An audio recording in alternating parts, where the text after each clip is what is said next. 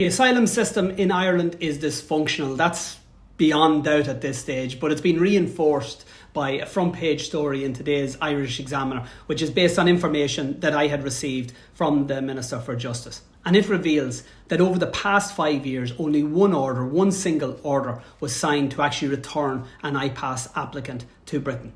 The way it's supposed to work is that international protection applicants are dealt with in the first state that people arrive. But since Brexit, there isn't a legal framework to do that with Britain. And that's why I've been repeatedly calling on the Irish government to prioritise and securing a bilateral returns agreement with Britain.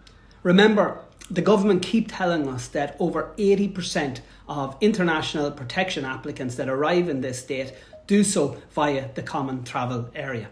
But the Justice Minister basically dismisses my calls to focus on getting the bilateral agreement with the British government. He tells us it's not necessarily a priority, and instead what Fianna Fáil and Fine Gael have been doing is putting all of their efforts into actually signing up to the EU Migration and Asylum Pact, which wasn't necessary for Ireland to opt into. And of course the EU Pact takes no account at all of the common travel area.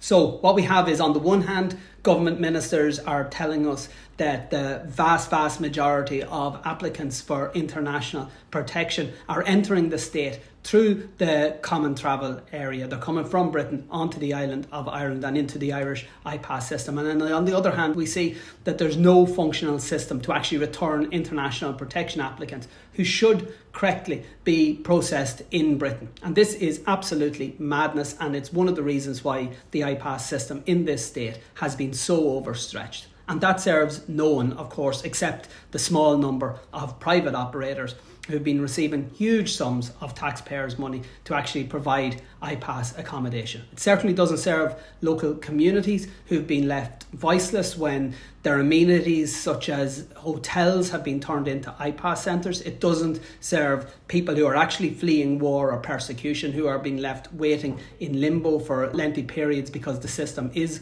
overstretched with others who should be returned.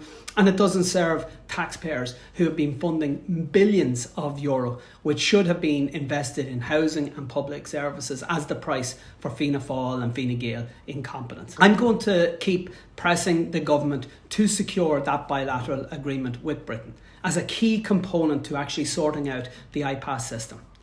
It's also clear that we need to move towards an all-Ireland approach to managing migration, an approach that recognises that the only realistic solution involves effective entry and exit checks for the entire island of Ireland, that it underpins a system that is fair, that is efficient and actually works.